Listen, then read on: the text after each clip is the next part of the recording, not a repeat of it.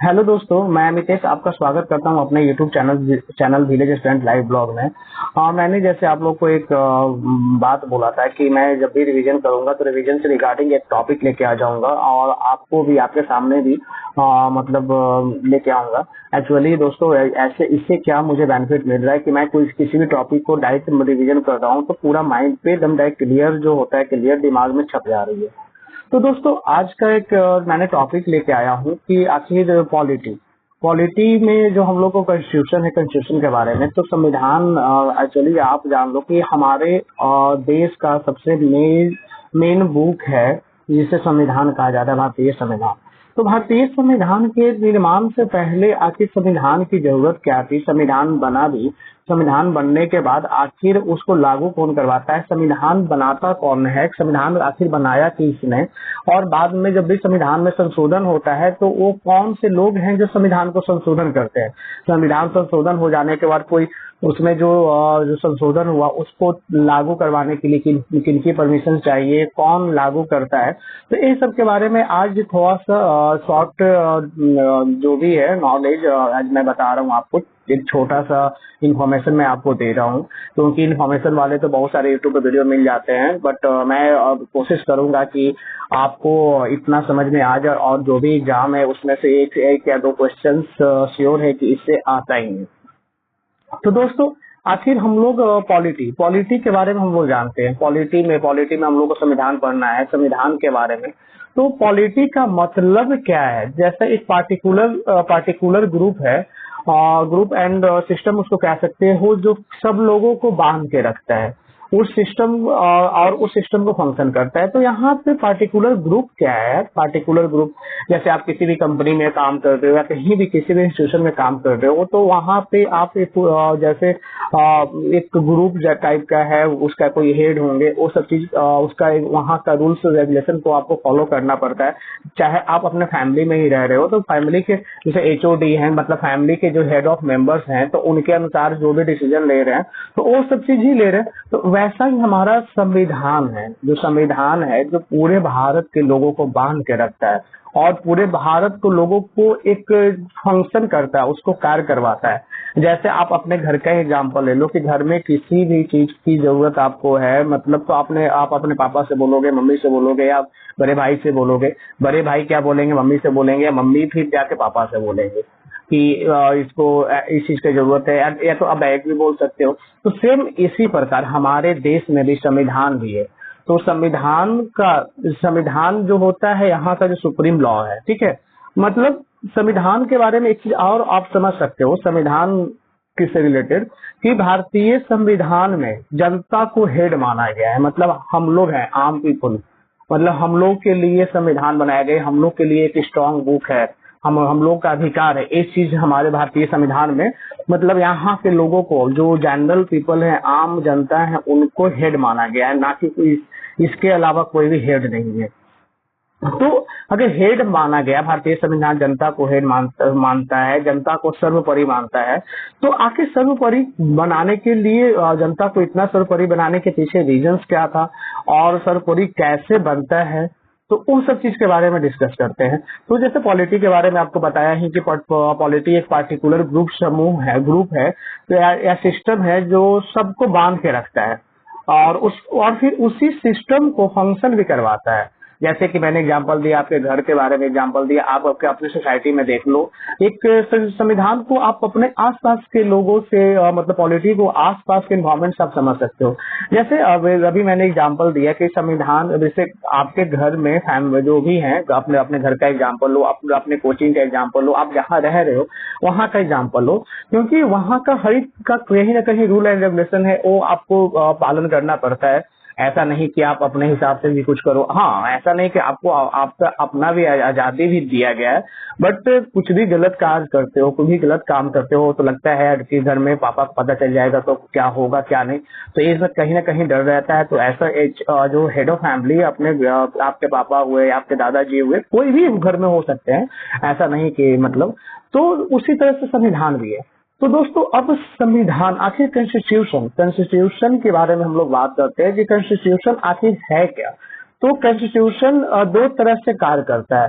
और जैसा यहाँ पे है कि एक सुप्रीम लॉ जो गवर्नमेंट कार्य करती है, गवर्नमेंट काम करती है सुप्रीम लॉ पे, और एक लाइव डॉक्यूमेंट है।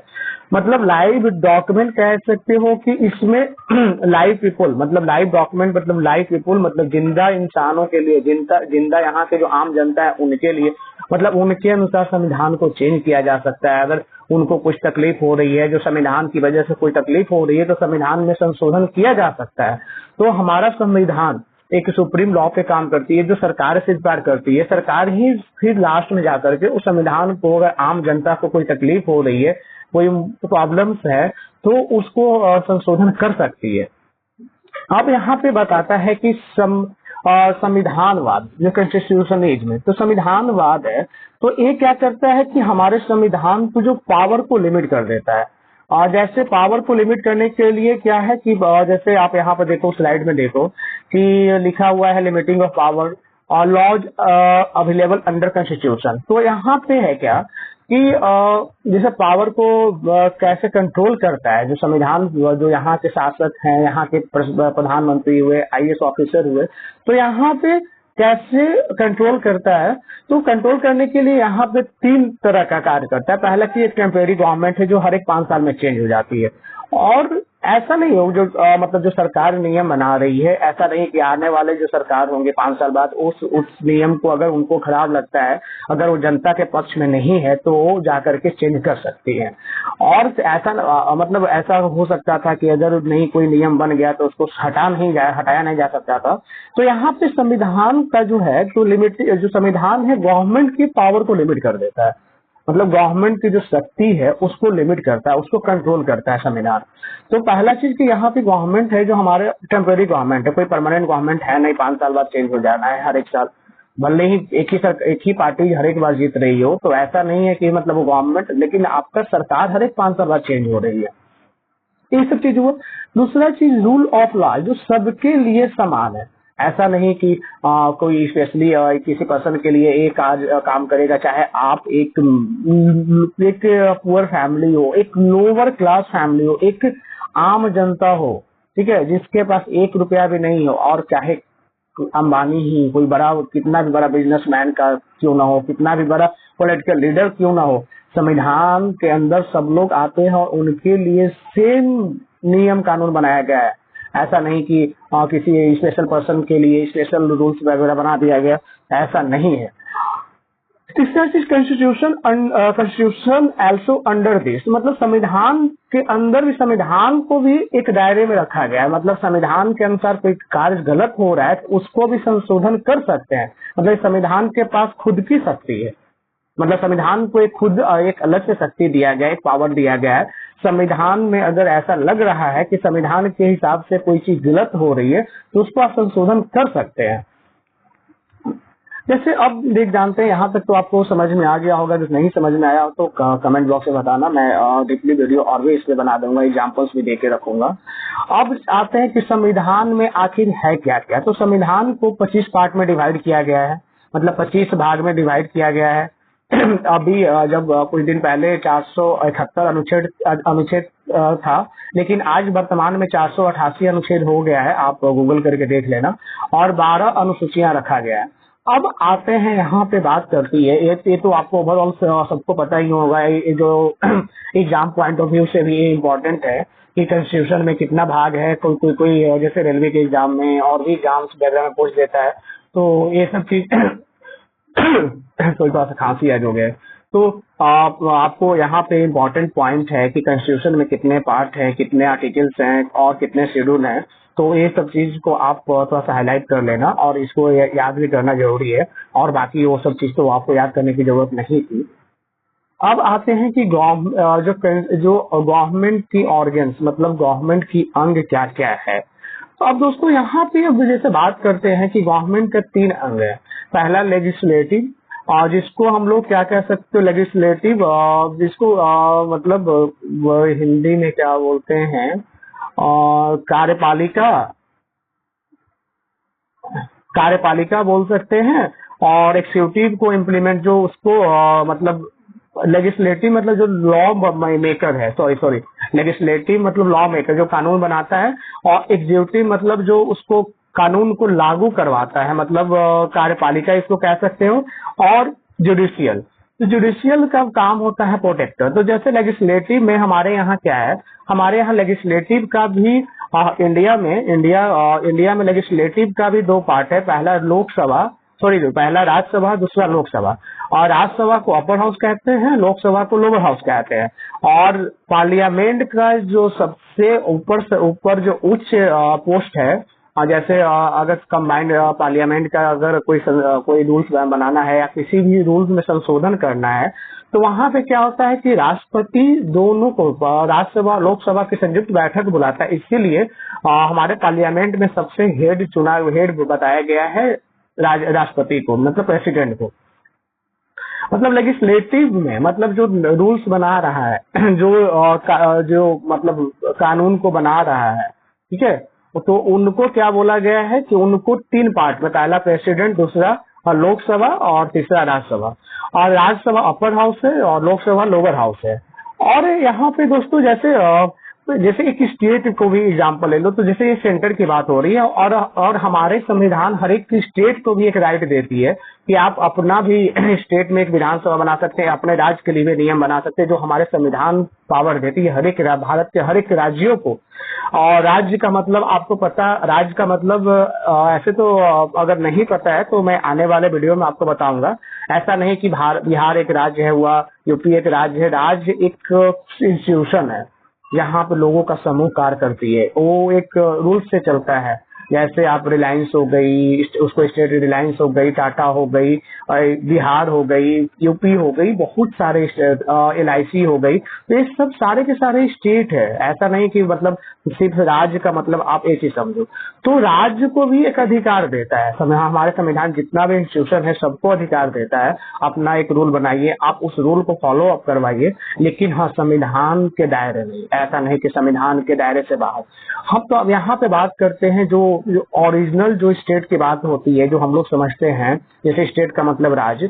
तो हर एक के राज्य को भी संविधान पावर दिया गया है कि आप अपने स्टेट के लिए, आप अपने राज्य के लिए नियम बना सकते हैं। उनके लिए आपको विधानसभा या विधान परिषद का गठन करना होगा। जैसे हमारे यहाँ हमारे जो सेंटर में मतलब केंद्र में राज्यसभा है, लोकसभा है, उसी तरह स्टेट में भी विधानसभा और विधान परिषद के गठन किया जा सकता है। स्पेशली विधान परिषद बहुत ही कम स्टेट में है। और जैसे बिहार, जैसे सेंटर में क्या हुआ कि राज्यसभा अपर हाउस हुआ, वैसे ही स्टेट में विधान परिषद अपर हाउस है और विधानसभा लोअर हाउस है। अब बात करते हैं एक्सिक्यूटिव की। एक्सिक्यूटिव में आता है, कौन कौन आता है? एक्सिक्यूटिव का मतलब जो इम्प्लीमेंट करवाता है, उस चीज को लागू करवा रहा है। और लेजिस्लेटिव क्या था, रूल को बना रहा था, और एक्सिक्यूटिव क्या है, इम्प्लीमेंट करवा रहा है, उस चीज को लागू करवा रहा है। तो लागू करवाने के लिए सबसे पहला चीज आता है प्रेसिडेंट। प्रेसिडेंट अगर कोई रूल्स बनता है तो सबसे पहला कोई ऐसा संविधान पे संशोधन होता है तो राष्ट्रपति अपना गैजेट पे, वहां पे भारत सरकार का गजट पत्र होता है, उस पे अपना सारा रूल्स प्रकाशित किया जाएगा और उस पे साइन करेंगे। साइन करने के बाद प्रधानमंत्री या जो कैबिनेट को सौंपेंगे। कैबिनेट क्या करेगी? कैबिनेट मिनिस्टर को देगी। कैबिनेट मिनिस्टर से आगे निकल करके अटॉर्नी ऑफ जनरल, बाकी जो भी है, यहाँ पे वाइस प्रेसिडेंट सारा तक जाएगा। ऐसा नहीं कि मतलब डायरेक्ट किसी एक पर्सन के पास रहेगा।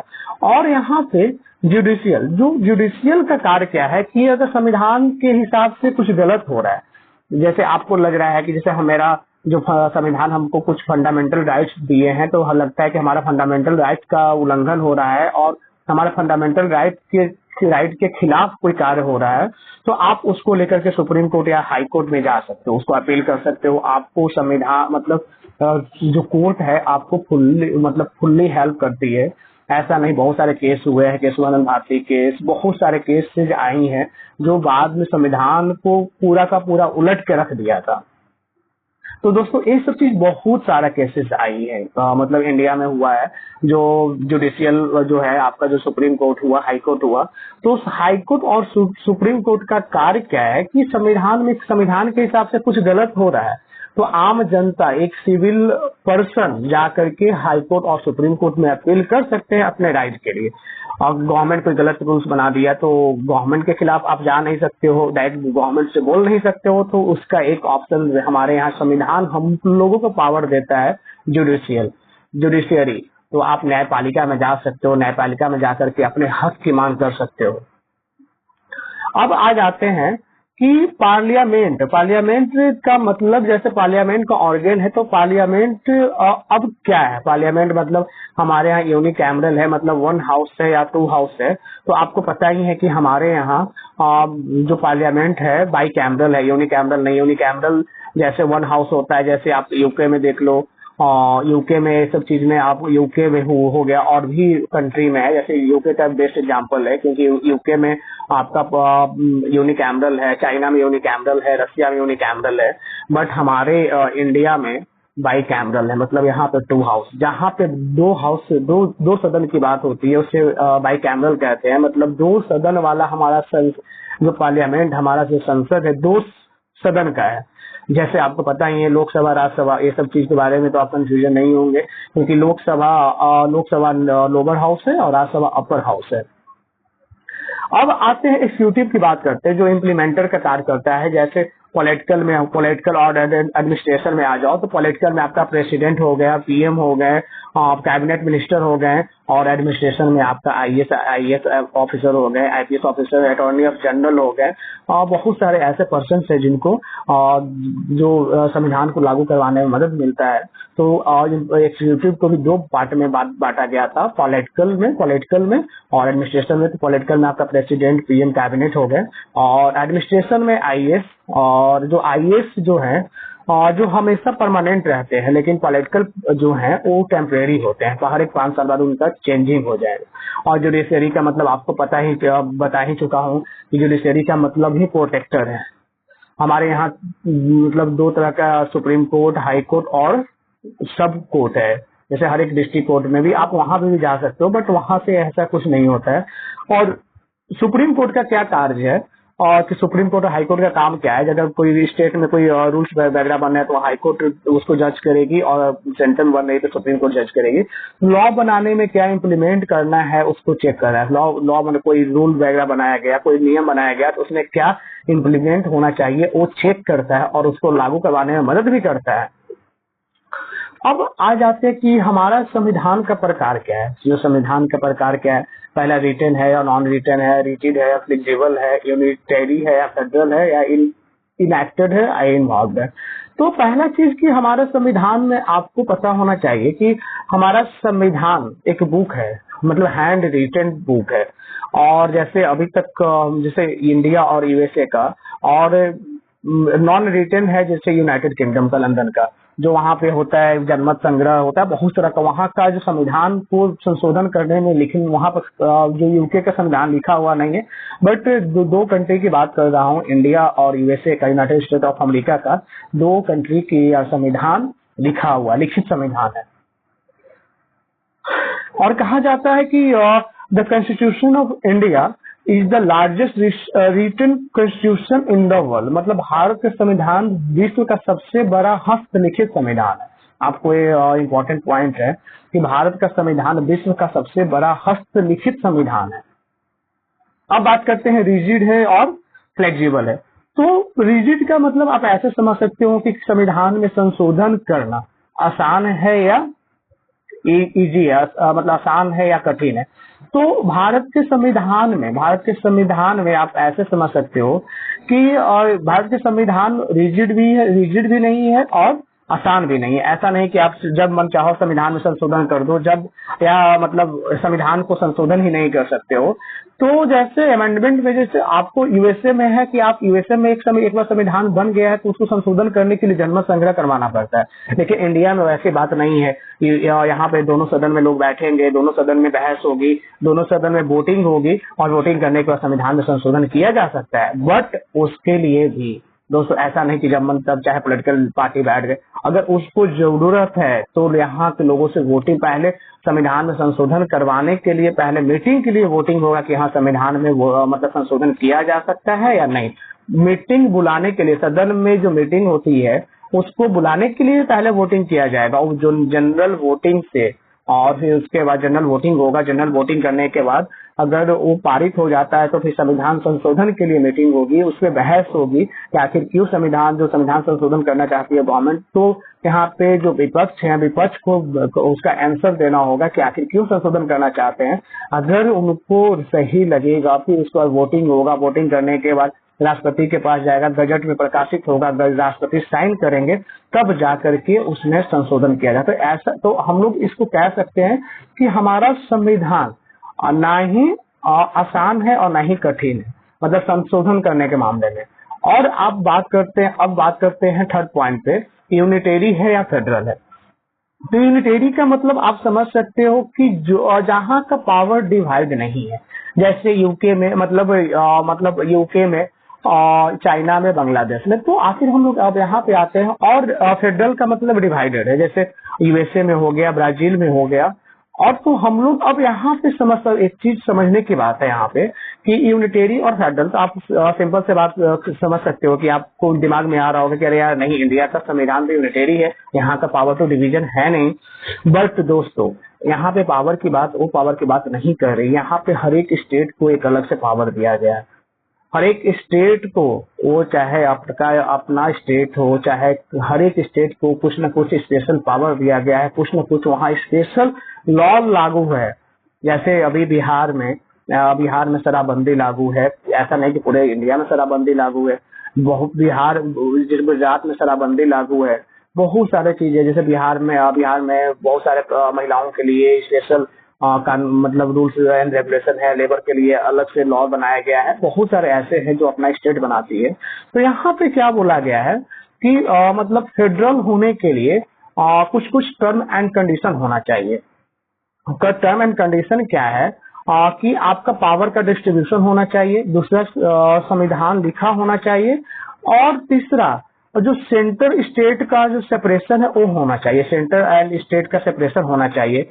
और चौथा पॉइंट है कॉन्स्टिट्यूशन का हेड सुप्रीम होना चाहिए, मतलब कॉन्स्टिट्यूशन का हेड सुप्रीम कोर्ट होना चाहिए। और पांचवा है जुडिशियरी को इंडिपेंडेंट होना चाहिए, मतलब न्यायपालिका को किसी के अंदर कार्य नहीं करना है। ठीक है, तो हमारे इंडिया में सारा चीज है।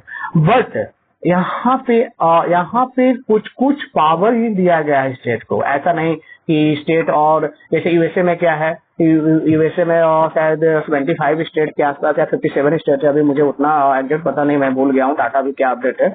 और तो यूएसए में क्या है कि सारे स्टेट का एक अलग से रूल्स मतलब है, पावर दिया गया है। वहाँ पे है, मतलब बहुत सारा ऐसा है। और बस वहाँ पे यूनाइटेड यूएसए में क्या है कि बस सिर्फ सबको स्टेट को कंबाइन किया गया है, लेकिन हर एक स्टेट में एक अलग लॉ चलता है। लेकिन इंडिया में नहीं है। इंडिया में कुछ जो लॉ है, जो कुछ रूल्स है जो सेंटर बनाती है, जो पूरे इंडिया में लागू होता है, और कुछ रूल्स जो अपना स्टेट बनाती है, जो अपने स्टेट के अंदर में लागू होती है। बस यहाँ पे एक चीज डिफरेंस होता है। ऐसा अगर रहता तो क्वासी मतलब इसको फेडरल में कार्य कर सकते थे, लेकिन अब इसको हम ऐसे आप कह सकते हो कि हमारा जो संविधान है ना ही यूनिटरी है ना ही फेडरल है, मतलब इसको हम लोग बीच का एक टर्म देते हैं क्वासी फेडरल। तो ये एग्जाम पॉइंट ऑफ व्यू से बहुत इंपॉर्टेंट है। एक जगह एक बार एग्जाम में पूछा भी गया है, बीपीएससी के एग्जाम में, कि हमारा संविधान किस प्रकार का संविधान है। इसमें ऑप्शन था एकल, संघात्मक या द्विसंघात्मक। तो यहाँ पे हम लोग क्वासी फेडरल कह सकते हैं।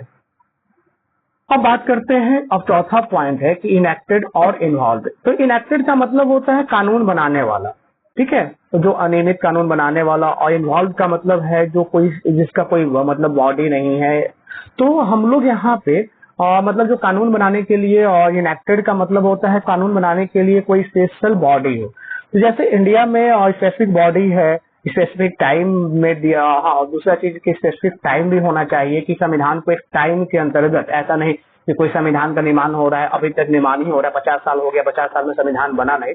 तो एक स्पेसिफिक बॉडी बनाएगा और एक स्पेसिफिक टाइम पीरियड में पूरा किया जाएगा। तो आपको इसको इनेक्टेड में रखा जाएगा। इनेक्टेड मतलब अधिनियमित, मतलब अधिनियमित, पहले से उसका फिक्स कर दिया गया हो कि ये सब चीज।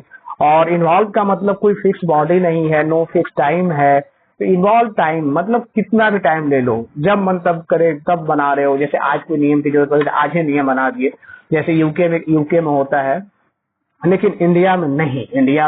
इंडिया तो जैसे संविधान बनाने में एक स्पेसिफिक बॉडी, मतलब एक स्पेशल कमेटी बनाई, स्पेशल टाइम पीरियड में बनाई, और जिसको टाइम पीरियड का आपको पता होना चाहिए कि संविधान, भारतीय संविधान को बनने में 2 वर्ष 11 महीने 18 दिन का टाइम लगा था दोस्तों।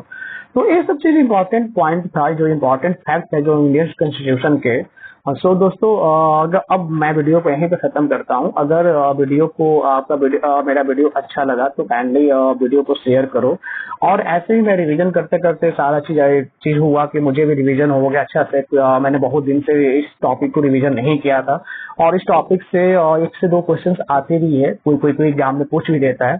तो एग्जाम पॉइंट ऑफ व्यू से भी ये इम्पोर्टेंट है, और जो भी मैं टॉपिक लेके आऊंगा तो आपके एग्जाम के लिए एक इम्पोर्टेंट होगा।